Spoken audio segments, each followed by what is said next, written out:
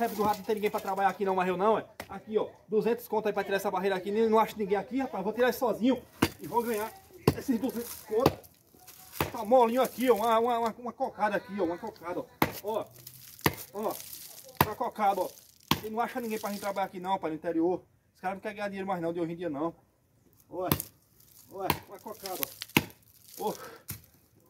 Eita, é 200 conto, ninguém quer ganhar 200 conto aqui não, pra ter uma barreira dessa, olha. O tá ruim pra querer trabalhar de hoje em dia, viu? Mas rapaz, eu vou ter que fazer o serviço aí, que não achei ninguém. Essa enxada vai quebrar, viu? Tá mole. Pra eu aparecer com a enxada, vim te ajudar. Tá mole demais. Aí eu é pra jogar a terra pra qual lado? Aí Manu ali cavando, eu jogando a terra em riba de Manu. Eu não aguento não. Os caras aqui não acham. O cara não acha nenhum cara pra trabalhar. Ah, tá. Sério, Tiff, vou trabalhar mais não. É duro demais. Tu é doido? Não aguento não, eu não aguento não. Ô.